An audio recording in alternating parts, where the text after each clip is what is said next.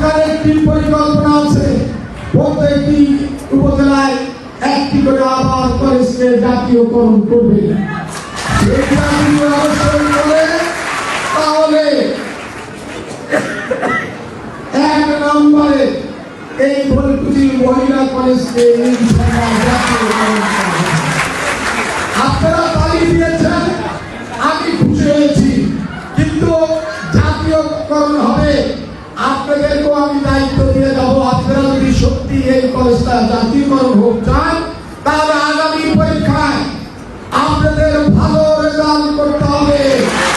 কথা আছে, সৎ সঙ্গে সর্বনাশ আর অসৎ সঙ্গে সর্বনাশ।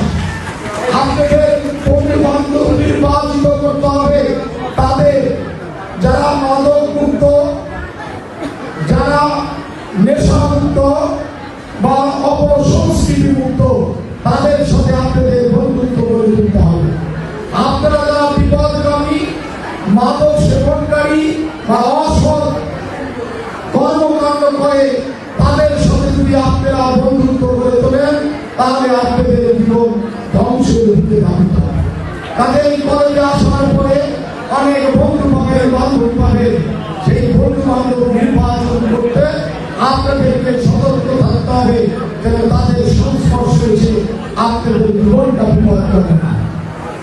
আমি আপনাদেরকে অনুরোধ করব যে আপনারা শুধু পড়াশোনা নয়, আজকে আধুনিক বিশ্বে প্রতিযোগিতা করে আপনাদেরকে টিকে থাকতে হবে। আপনারা এই গণ্ডি পেরিয়ে যখন চাকরিতে অংশগ্রহণ করতে যাবেন, তখন কিন্তু আপনাদের বিভিন্ন শিক্ষা প্রতিষ্ঠান এবং বিভিন্ন মানুষের সাথে আপনাদের প্রতিযোগিতায় করতে হবে।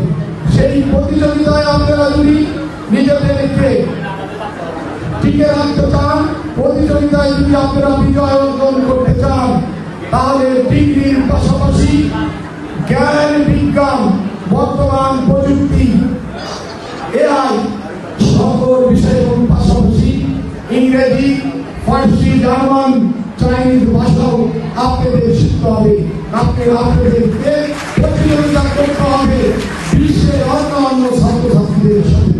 আর এই তাদের সাথে যদি আপনি প্রতিযোগিতায় জিততে চান, তাহলে আপনাদের ইংরেজি জানতে হবে, জার্মান ভাষা জানতে হবে, আরবি ভাষা জানতে হবে, চাইনিজ ভাষা জানতে হবে।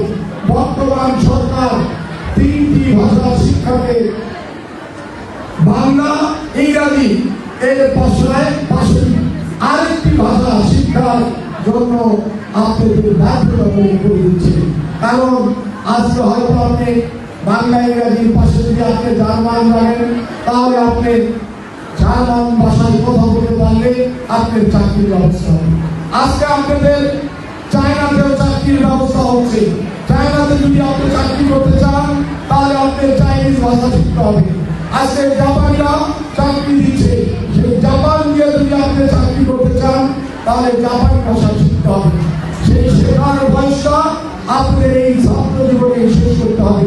তাই আমি আপনাদের বলবো, শুধু পাঠ্যপুস্তক নয়, আগামী প্রতিযোগিতায় বিশ্বে টিকে থাকার জন্য এই বাংলার পাশাপাশি ইংরেজি, ফার্সি, ফ্রান্স, জার্মানি ভাষা আপনাদের শিখতে হবে এবং প্রযুক্তিতে জ্ঞান অর্জন করতে হবে।